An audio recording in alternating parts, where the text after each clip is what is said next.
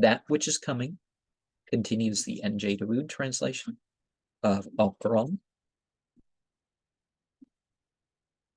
In the name of Allah, the compassionate, the merciful, when that which is coming comes, and no soul shall then deny its coming, some shall be abased, and others exalted.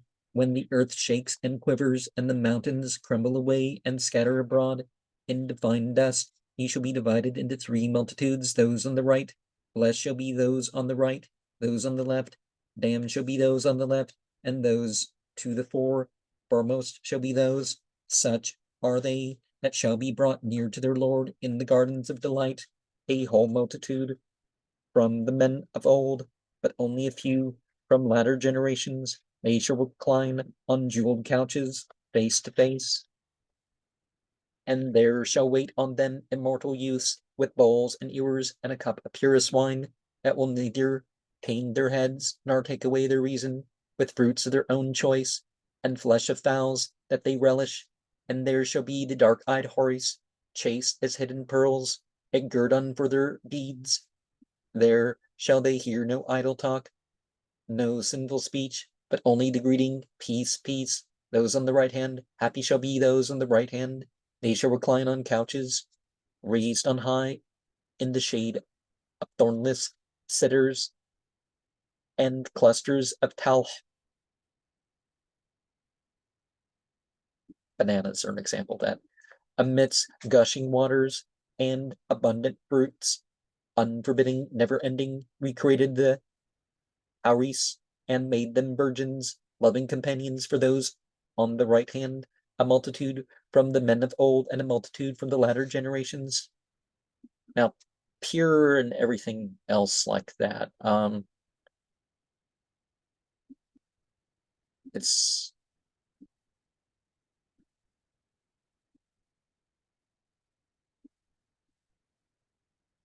but it's not in terms of inept or anything like that. As for those on the left hand, wretched shall be those on the left hand. They shall dwell amidst scorching winds and seething water, in the shade of pitch black smoke, neither cool nor refreshing.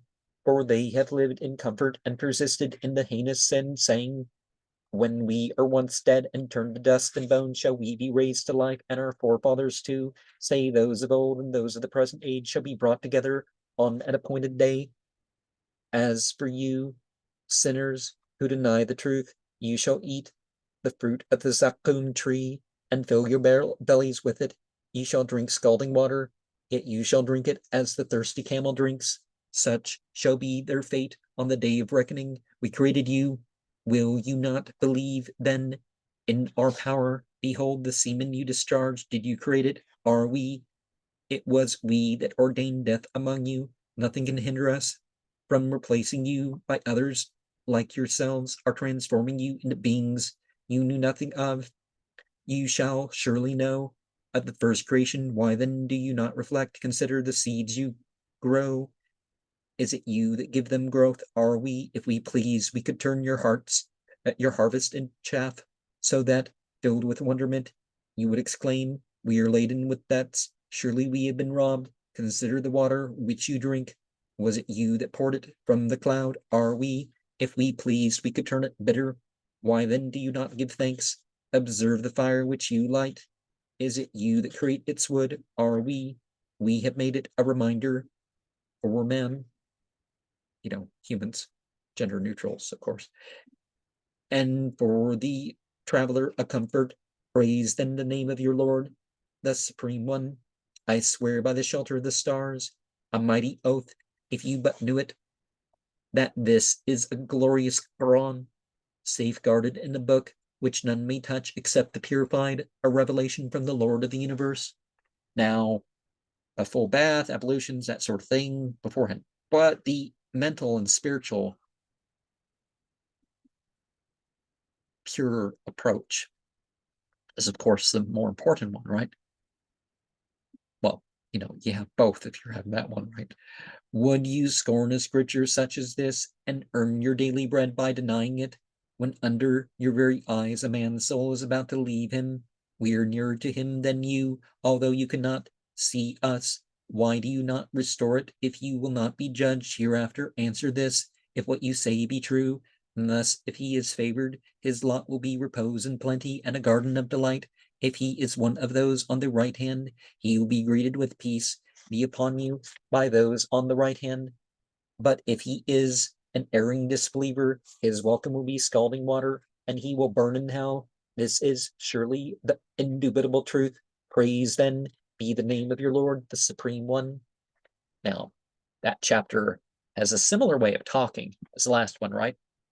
It gets you to not suffer from poverty through various means, including talking about, hey, you know, there's great things in the hereafter.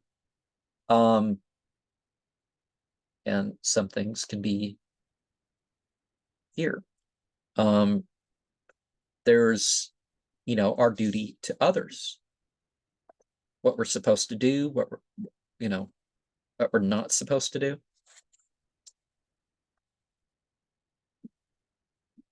And some people, this awakens them to what, keeps them from, what is keeping them in poverty.